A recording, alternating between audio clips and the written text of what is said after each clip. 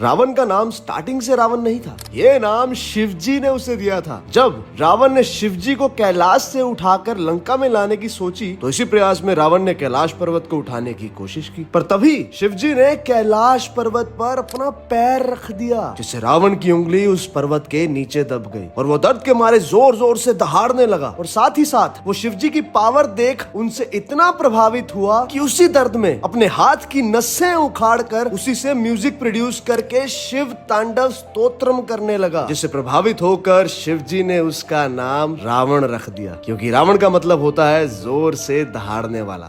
आप सबको वो एक पुष्पक विमान तो याद ही होगा जिसपे रावण सीता का हरण कर उन्हें लंका ले गया था। पर जो चीज नहीं मालूम है वो ये कि रावण के पास एक नहीं कई पुष्पक विमान, कई एरोप्लेन्स थे। और यही नहीं, उन एरोप्लेन्स को पार्क करने के लिए प्रॉपर एयरपोर्ट्स और टेक ऑफ करने के लिए रनवेज भी थे। नहीं यकीन आता तो सुनो फिर। वेरेगन टोटा इन महियन गाना, थोटू पोला कांडा एट होटन प्लेन्स, वरिया पोला इन कुरुनगेला, गुरुलु पोथा इन मयन गाना, ये सब रावण के एयरपोर्ट्स की एग्जैक्ट प्लेसेस हैं जो आज की डेट में भी श्रीलंका में एग्जिस्ट करती हैं। रावण चार वेदों के ज्ञाता थे, ये तो सबको मालूम ही है, पर बहुत कम लोगों को मालूम है कि वो एक बड़े आयुर्वेदिक डॉक्टर भी थे जिसने नाड़ी परीक्षा यानी कि पल्स एग्जामिनेशन, कुमार तंत्र यानी कि gynaecology and paediatric medicine, her complex disease को ठीक करने वाली हर्ब्स। और यही नहीं, रावण ने सिंधुराम नाम की एक मेडिसिन इन्वेंट करी थी जो हर तरह के जख्म को हील करती थी।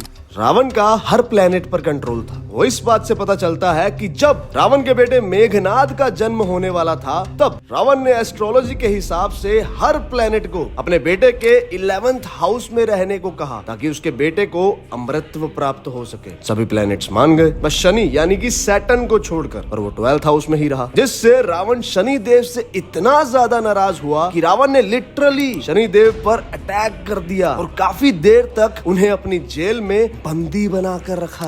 ज्यादातर लोग रावण के सिर्फ 2 भाई कुंभकर्ण और विभीषण और एक बहन शूर्पणखा के बारे में जानते होंगे, जबकि रावण के टोटल 7 भाई थे, कुबेर, खर, दूषण, अहिरावण, सहस्त्र रावण, विभीषण और कुंभकर्ण, और 2 बहनें थी, शूर्पणखा और कुंभिनी।